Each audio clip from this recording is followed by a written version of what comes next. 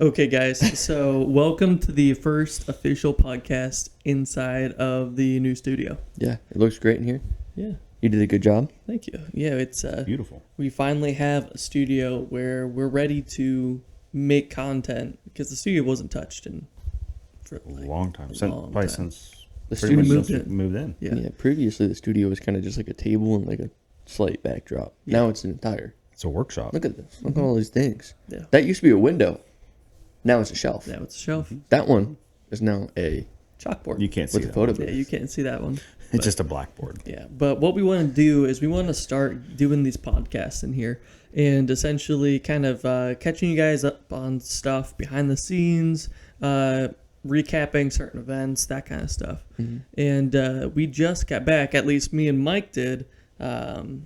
We got back from the Toledo RC Swap and Expo. Yes. I didn't. Which I didn't get to go. Billy has way more past experiences than me and Yes. Noah, so it's kind of cool to see Yeah. where he stands and where we stand from not going in 13 years basically to going now. Yeah. So it's pretty cool. Yeah. It was our first time being a vendor there, Yeah. which is pretty Mhm. awesome. So we went there. We packed up the truck and trailer. We took down our store, which, like you said, it was the first time vending there, Mm-hmm. which was awesome. But then also we brought up STEM too. Yeah, we did. Yeah, Hank gave us a STEM tent, which was awesome. awesome. Huge thanks to the So cool. Toledo team. Yeah. I keep forgetting their Hank, group mate. Jim, the Toledo RC Swap Shop. Yeah, I think they are a huge thanks to all those guys because honestly, us going down wouldn't even be possible. No. Yeah. And it was really awesome. Like the second we got there, they welcomed us like we were family darn near. So they were all super, super nice. I have tons of like, even with the conversations I have, I have like vivid memories with each one of them, which Yeah. is really cool. Yeah, and they're all awesome guys. I mean, Yeah. they just have a passion for growing the hobby, Mm-hmm. and it's just awesome.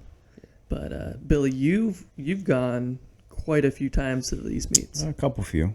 Before Probably. he was even walking on this earth. Yeah. Mhm. My dad drugged my mom to the Toledo show when she was pregnant with me, so I got to go before I was even born. There you go. There you go. That's But it. I've been, I think since they've done the original Toledo show, which was done by the Weak Signals RC Club. That show was I want to say it was like 40 some years they did it. They started out in a little sports arena up there in Toledo, Yep. and then they moved it to the Seagate Center, which is now they changed the name of it again, Glass City. Glass City something. Yeah, convention center or something like that. And that's the last year that I went was the last official Weak Signals Toledo RC Expo. Yeah. So I had went. I think in the course of my life, I've only missed a couple. Yeah. You know, I've been to them pretty much every one of them early on before I flew contests and stuff like that. My dad and I would just go up and we did like everybody else, just kind of like, oh wow, look at all this stuff. And then towards the end, I was usually in one of the booths somewhere, Yeah. either one of the sponsored booths and hanging out and doing whatever. So Yeah. And it's pretty awesome because it's been, like Mike said, it's been 12, 13 years since. yeah, you guys were little kids Yeah. the I was a wee last time child. you went. Yeah. Yeah. So so to kind of break that up a little bit, just so that people out there that didn't get to go Yeah. can get a little bit of understanding on that. Yeah. From what you guys used to do or what you guys remember from the first time to now, what stood out the most at the show? Not like a particular item, like Yeah. what chain of events that was there that like surprised you. And I'll give you a real quick example.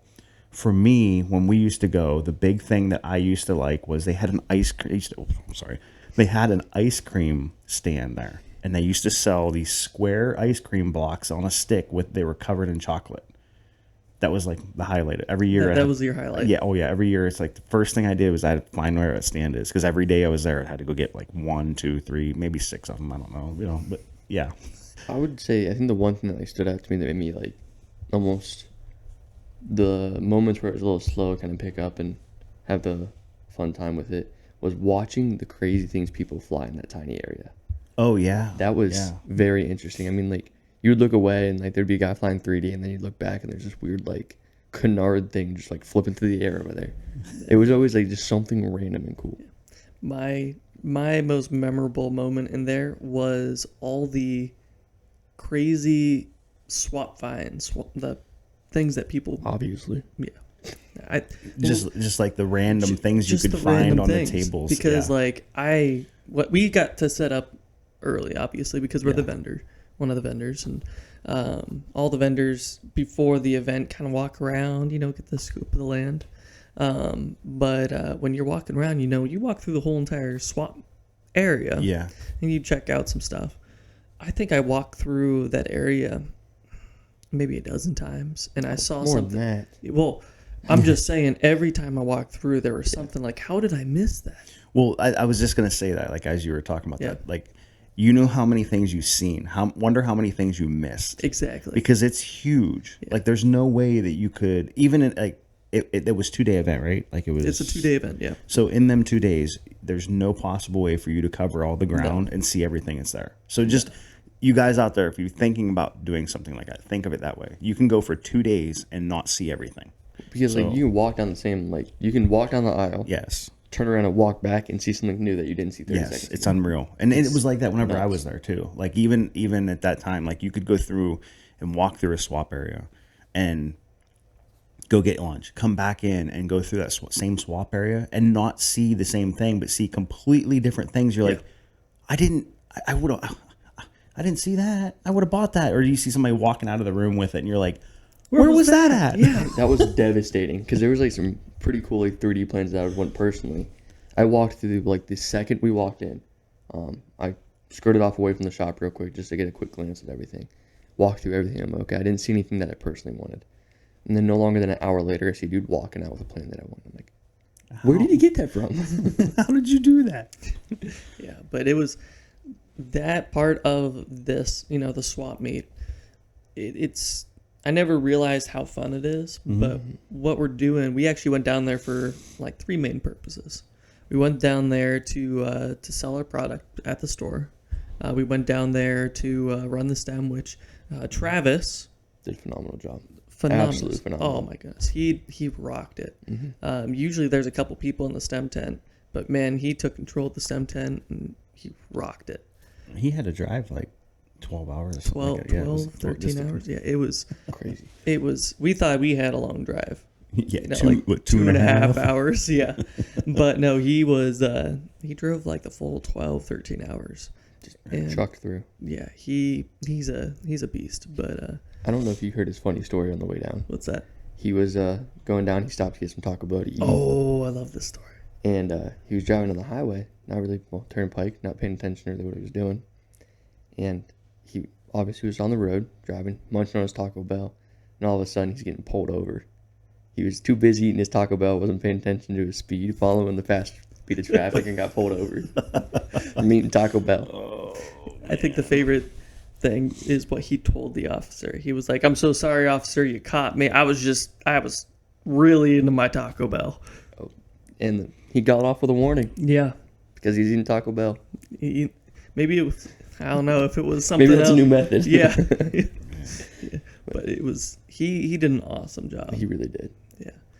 But the third reason that we went down was back when we used to go, that 13 years ago, Dave Vindestol and our dad, Josh, they did a challenge where they each had $100 and they found a swap find and brought it back to life. Mm-hmm. And my dad got the Roadrunner and Dave Vindestol got this massive glider. I don't even know what There's the a glider. name for it, but I can't remember. I don't know what the name was. All I remember is how sketchy it was when they were trying to pull it up into the sky, because Dave Vindestol, he never did that, the glider toe. the glider toe. Thank you.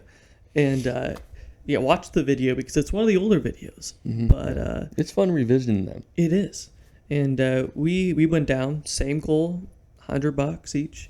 And how many planes did we get? Well, with our $100 budget, we got 4. 4 planes. I got 2. Billy knows the name of both of them, which bothered me because I thought they were just cool planes. Yep. I opened the truck bed and he's like, "Hey, I know that one. I know that one too." Points out both their names. But, Happens. yeah, I got a pretty good deal on my 2, and then you got a deal on yours. Yeah, mine is a really awesome balsa steerman. That's whoever built it. like I'm hoping he beautiful. wrote his name somewhere in it. somewhere in it because it is, I mean, a work of art. It's beautiful. But it's mine's wrapped in what's it called? Silk and dope. Silk span, yeah. Silk span. So it's an old method that Yeah. was used. I shouldn't say an old method. We still do it today, but it's a method that was used a long time ago. And it's called silk span and dope. And they had you buy a can of this stuff. It's like basically glue, Yeah. and the material is like kind of like a fiberglass material or nylon. Yeah. And you just put it on there and paint the dope on and let it sit up, and it shrinks. And And it's like, I'll emphasize again, it's a beautiful build. Oh, yeah. Already with what it has. And Noah, we spotted it before we even set up. We saw Yeah. it sitting there. Yeah. He checked it out, and he was like, "Oh, that'd be cool to put lights in. Like, how might I get that?" well, you had a name for it, right? Before you even got Yeah, it? I Was it didn't- before you even got it? You had already come up with a name He didn't for know it? what it was. I didn't Yeah. know. So this is the thing: is I'm horrible with two things: names Yeah. and remembering things. Okay. And Great combo. thank you. But when I saw it, I'm like, this. I knew it was obviously a biplane, Yeah. and it looked familiar, but I couldn't remember the name of it. And so I just went around calling it the lantern because the silk it's semi-transparent. From Yeah. the first time he saw it, Oh yeah. by the way. He Yeah. instantly already had a plan for this. Oh, thing. I already had a plan, but at the same time, I was hesitant because I was like, will I be able to do it justice Yeah. of getting this thing to fly? It's not a lot of work, but will I be able to? Right. Not and not ruin it either, because you Exactly. want to keep Yes. the whole outlook of what it Yeah. looks like, because that's what attracted you to it. Yeah. So So we're gonna see. Me and Mike are gonna do some content on that. So keep an eye out there. Yeah. But yeah, Michael, so we both got our fines under budget. Yeah. And I love this because Michael found a project that he was about to get very early on. So I'll tell the backstory to it before I say what it is. Yes. I saw it and I'm like, I want that. Like, I want this one. But then I started thinking about it, and it's a goofy thing, and I didn't know if the thing I wanted to find from the swap meet was something I'd find, fix up, fly, and then repeatedly fly again. Yeah. When I saw this, I'm like, I don't know if I'll fly that again because it might not fly good at all. Yeah. But I definitely wanted it, so that's what turned me away from it for getting it for my just swap find. But then I found two others that would definitely be good under budget. It was $45 for both of them. And then I had to show Noah. So when I showed Noah, we were both under budget. We ended up getting it Yeah. because we were $100 for both of our planes, all three of our planes. So this fourth one was kind of just like a cherry on top, and it's Snoopy's doghouse. But I don't mean like a new style Snoopy Oh, no. dollhouse. It No, weighs this like is- 5 pounds. this is a Yeah. balsa built Yeah. flying wing that is built in the shape of a doghouse. Yeah. Literally a 2 foot or 3 foot maybe doghouse.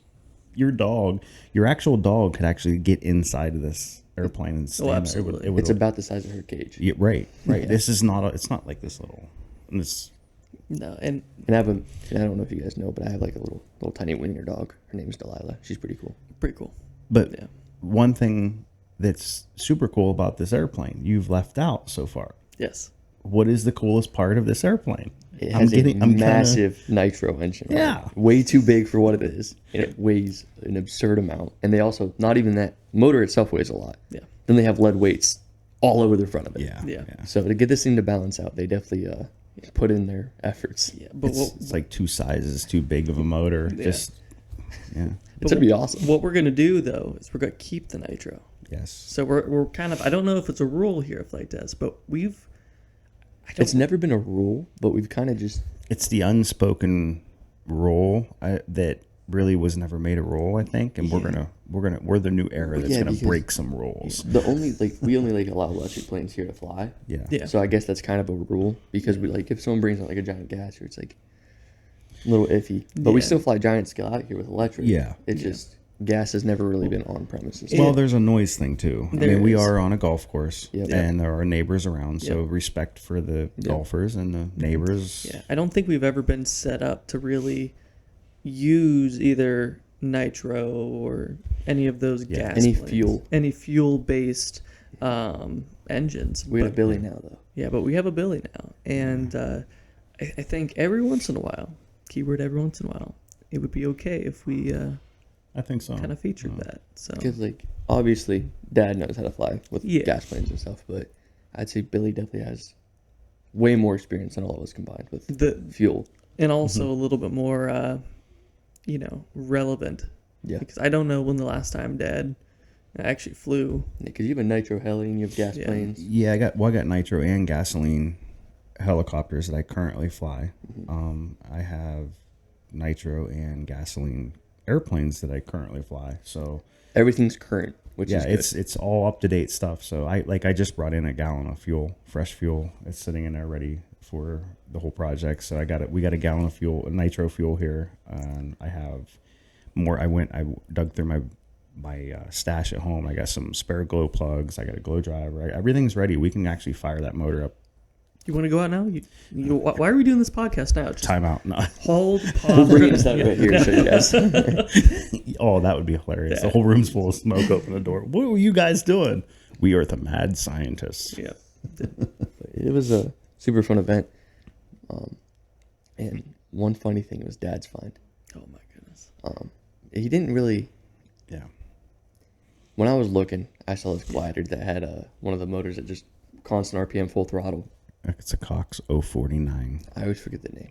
TD 049 is what that motor is actually called. That's the exact name. Yep. It has a little fuel tank on the back of it, so you just fill it with fuel, and then you just put a little glow driver on it, and So I saw this sitting there, and I was like, I might get that. It's a super easy thing. I can toss an 8-pack on it, call it a day. I showed my dad. He laughed at it, loved it. I think he kind of wanted me to get it, but I didn't end up getting it, obviously. So they do an auction there every year. And Yes. let me just say, this auction was hilarious to watch. it was in the past when I would go, and that's a whole nother story. But that's how I know Hank and Jim Graham from the Toledo guys Yeah. that put this on. Hank he was religiously went to that auction. Like that was a lot of us did because it was a great time. It was a fun time. Yeah. Which, there was a crazy cool plane there, actually. It was an inline 4-cylinder. There's only like 10 of them or 12 of them in the world. And these motors alone were selling for like $6,000 on eBay. But what was special about this one, it had the plane to match. So the same guy who designed and built that motor built the plane too. That's cool. It ended up selling for, well, it went up to an auction for like $6,000. And then Hank, there was one guy bidding on it.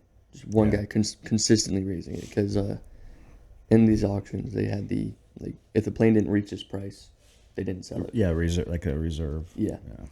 So it kept going up, and this guy's like, when's the reserve off? Like, no one said anything yet. So they stopped bidding on it because it was only him. And I'm pretty sure his name was Neil. He was a really cool guy bidding on everything. He kept reselling planes to donate to like AMA fund and stuff like that. It was, you can tell dude had a little bit of money. Not a little bit, a lot of bit of money. But it went around saying this plane ended up selling for $12,000. Really? Beautiful plane. Absolutely beautiful. I'm sure there's pictures of it, but they call it Neil's Museum because he buys all these crazy cool things and just keeps them and restores them and just puts them in a safe place. That's awesome. So it went to a good home. Beautiful plane. But in that same auction, my dad bought this thing that we call the hippie glider Hippie glider. because it has peace symbols on it. It has little flowers all over it. It's so It's cool. so cute. It's so cute. cool. Well, the best part about it is me and my buddy Ian were standing on one side of the auction, and my dad, my mom, and Travis were standing on the other side. And I see this thing go up for auction. I'm like, that's so funny. And then I see Travis look over at me, and then my dad bids on it. Someone else bids on it. Then my Travis looks over at me again. My dad bids on it again. Ends up getting it. And it was so funny because he looked over at me with the biggest smile after he grabbed this thing. And He was proud of himself. yes, and every unique, goofy, weird thing that came up after that, they were shouting out to my dad saying, like, you want this one? Come on, bid on it. You want Oh, it. here comes another one. Josh, you're going to like this one. And as people walked by and, like, would joke with him, like, nice find, like, nice bid, whatever, he was sitting there petting it. He was just rubbing the plate. Which for is good so luck. funny. Yeah, but it was a good time there.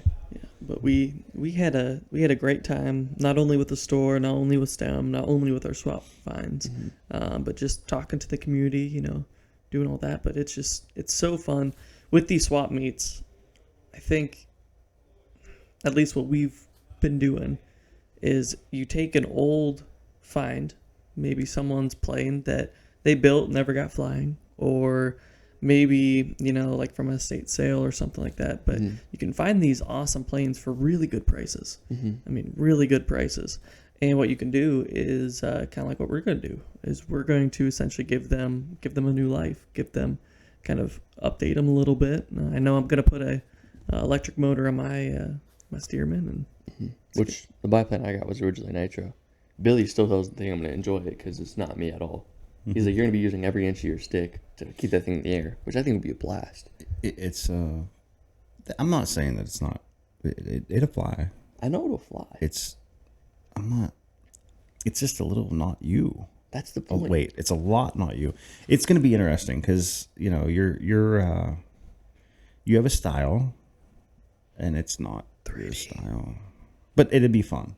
Like a big problem that I've always had is taking planes that don't fly 3D and trying to do 3D. That's what I'm saying. Is I already know that you're going to attempt it, and I'm not saying it couldn't do this stuff, but it's not. That airplane is not. So, my dad has gotten huge into these old timers. Yes. And the Toledo guys have helped out huge before the Toledo Swap. like, I mean, dropping off van loads.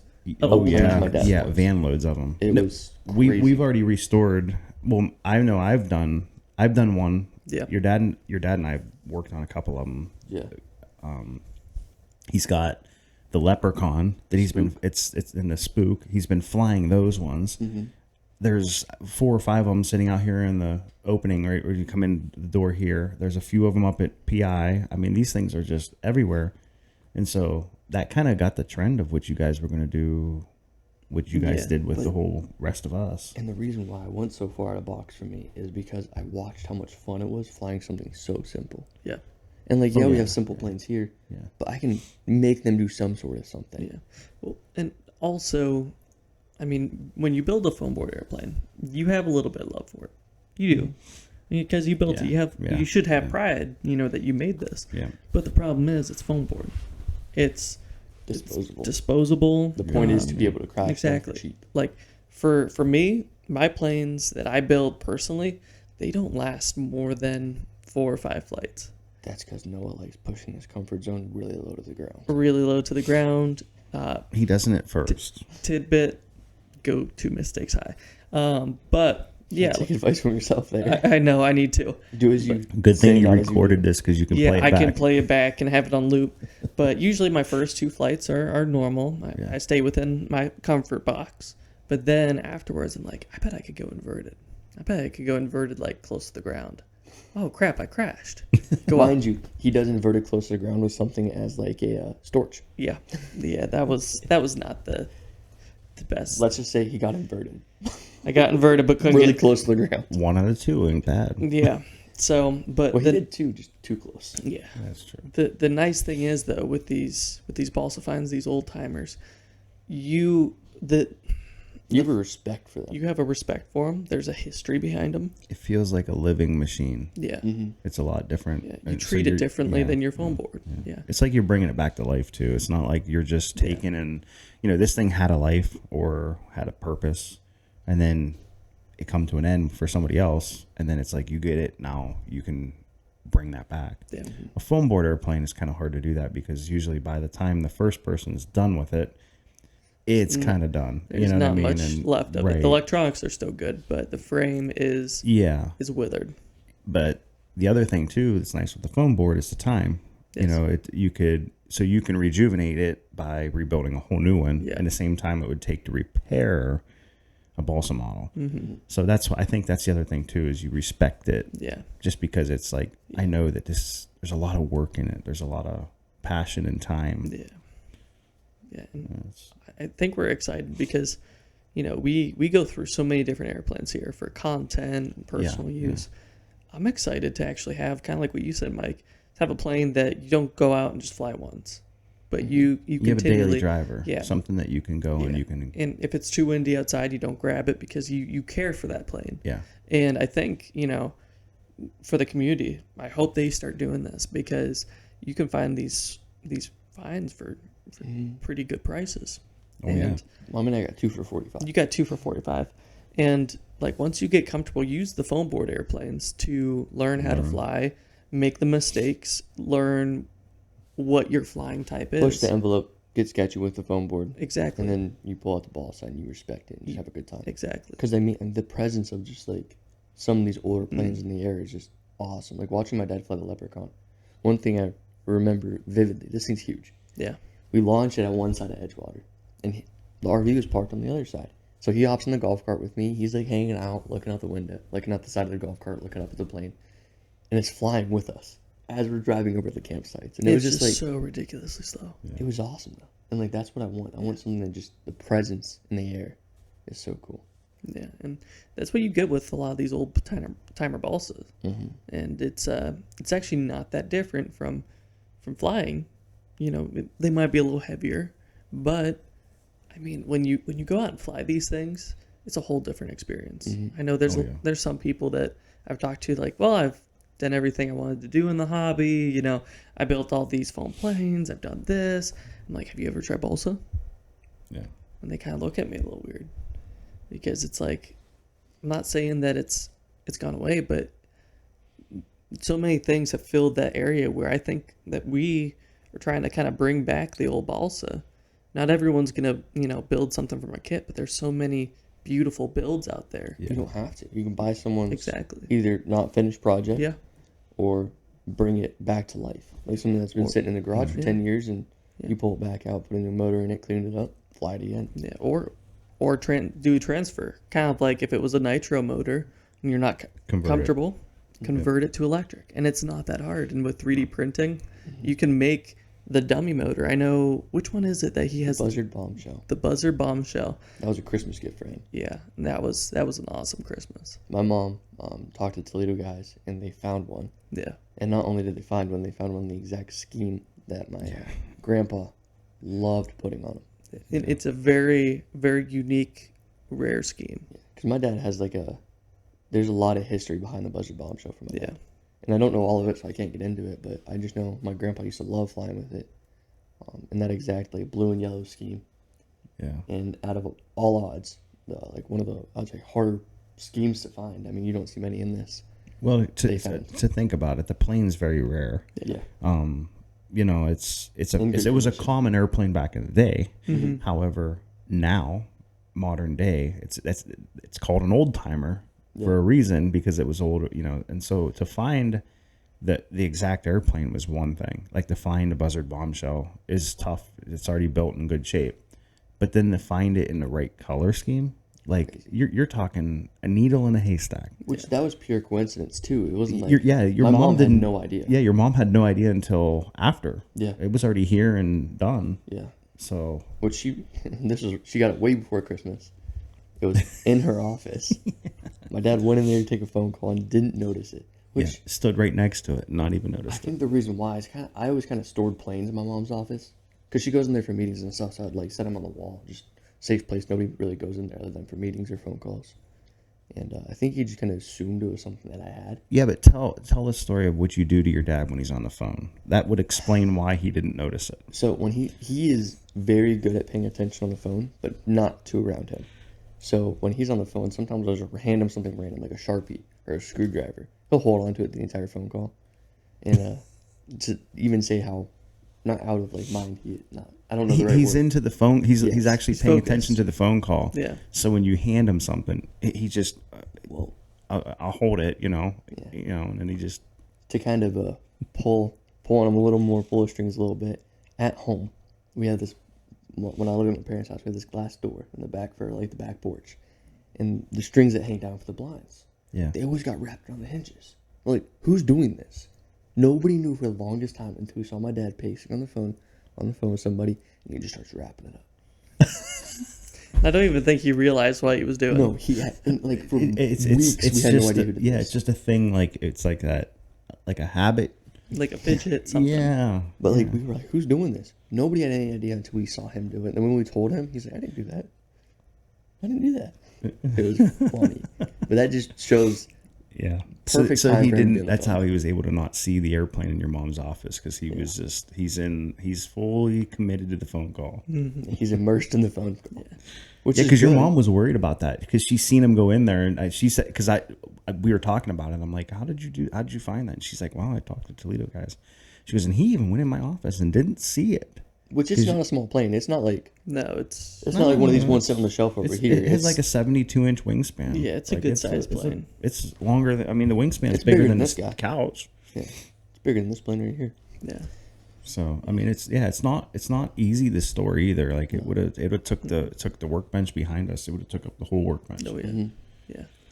But yeah, we just wanted to kind of come here, share some of these stories with you guys, and we're gonna do a lot more of these podcasts. I know I want to get background Bob in here because he's just a wealth of knowledge.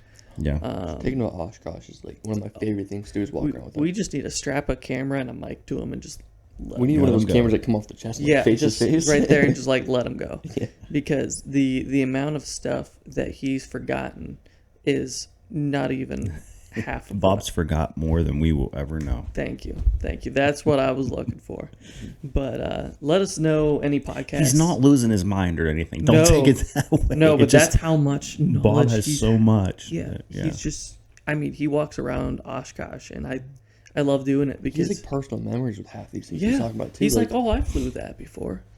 What? okay, thanks, Bob. Thanks Yeah, for thank you. Like you flew a tri-forward moment. Ford tried. Ford Trimatter. Well, I don't know if I think he was a co-pilot in the Ford He was a Trimatter, co-pilot, if I remember but he correctly. got a little bit of stick time. He was like, Which is just there's, what, 3 of them in the world? think- nowadays I think 3 or 4. Well, I thought there was like I think they're going down. I think there was like Oh, they're 4 of going them, there's down. 3 of Yeah. them. Like flying conditions, is what I'm Yeah. saying. Like still airborne. Yeah. Yeah. But real quick before we end this, I just want to say one more thing about the Toledo Swap Meet is the Toledo guys, the way they were so excited to see the kids in the STEM Oh tents. my goodness, yes. Yeah. And then Yes. not only that, after the kids built the chuck gliders and were throwing them around, they'd bump into some of the planes on the tables. Now that's a recipe Yeah. for older gentlemen getting pretty upset. Mm-hmm. They were ecstatic. They would take the plane and chuck it right back to them. They were so happy to see kids in this thing. Because most of the time, it's just the people who built these planes come to the meet, buy the planes they built years ago, Yeah. and they fly them again. But now there's a younger generation learning how to get into the hobby Right. through us with Foam Board, and also seeing where the hobby can take them with all these balsa planes. Yeah. And it was just a full circle, amazing thing, which I'm so happy the guys reached out and wanted the STEM tent there, got us a STEM tent. Because when I say STEM tent, it's a staple. Where do you go? The Flite Test STEM tent. STEM tents is where it's at. So That's where that's it's why all Hank at. was so ecstatic for getting us a tent. He like when he showed us the tent, it was so funny watching how happy he was. But it it's a worked out tent so inside. well. Well, and you think about it, Flight Fest, that, like you said, it's a staple. Like that's, you know, we're known for Flight Fest as far as like the big deal. The STEM tent or our build tents, any of that stuff is like the big deal. Yeah. That's a huge deal. And then That's they what go we're in around. inside a building, they put a tent. It's like, well, everybody knows where the STEM tent's at, so that's where perfect. we're gonna meet. Yeah. And they actually got us banners for the STEM tent that was Flight Test STEM and everything because we didn't bring any STEM banners. No. They supplied them for us. We didn't know that was gonna happen. That's They're like, awesome. oh, we got banners for you. We have a tent for you, and it was just They took care of us so well, and Yeah. we can't thank you guys enough. And I mean, Absolutely they're phenomenal guys. such good guys, and such a passion to get younger kids into the hobby because that they realize it's like, you know, we need to get this hobby growing because there's so much value in it, Right. and they just have a heart to pursue the hobby and to get younger generations in there. And man, there's so many different stories from this event that this could be like a 5-hour podcast. Oh, it we could. wanted to. yeah. Oh, I could go for days on Yeah. the stuff that from back in the day, like this everything, the things that I've seen in the last 30 years at this place at Toledo Show, but I'm excited for Flight Fest this year. Yes. I'm gonna bring this in, kind of do a little, when I say advertisement for us, but the Flight Fest this year is at a new location, Yep. and I'm super excited. I'm pumped because it's at Wright-Patterson Air Force Base. And Awesome. if anybody's ever been to Wright-Patterson Air Force Base, the museum there is awesome. And if you haven't, you need to go. You need to come to Flight Fest this year and check it out. And so on top of that, the Toledo guys are going to be here again. They're going to have their swap shop. Yep. So how cool is that going to be? It's We'll be able to do this. Not only get to do it just now, I actually get to go. Yep. And you get to pick out a plane. Yeah, I'm going to. Don't you worry. I'm saving all of my pennies. All Billy your has too many pennies. planes. Yeah, save your allowance. What? Billy accidentally buys planes a lot. I have a problem. No, I just say ultimate. That's what I'm gonna say. That's no. He accidentally Hey, now. bought the ultimate. Hey, now let's not pick on Billy yet. we'll do Yeah, there's a that. time and a place, and this There's is a not time and place. I just want a little jab, little jab. Little poke. But yeah, we gotta wrap this up. But we'll probably have to get like Josh or some of the other guys in here and have them share kind of their experiences. But let us know any other podcasts that you guys want. Anybody else that you want to see on the podcast, because now with the new studio, we're gonna kick this thing into high gear and we're gonna start doing these podcasts regularly. Yeah. Which would be Content, awesome. like what content do you guys want to see or hear about? I shouldn't say see. You guys already let us know what we want to see. Yeah. Please do that. But as far as podcast goes, like you said, who do you want to see? What do you kind wanna of hear the content you want background us to cover? And this is kind of like a fireside chat here, because you can pull, if you guys want to see and know more about Josh, you want to know more about Stefan, David, you can pull them in here, sit them down, and just let it go. Let it go through the histories and stuff of everybody. So I think that's cool. Yeah, we want this podcast to be kind of like a behind the scenes, but then also like a informing you guys of what's going on, kind of a little bit more in detail than just the videos. So can't wait to kind of start this next chapter with everything. But yeah, we'll thanks for watching, guys, and we'll pick it up in the next one. We'll see you then. We'll see you then.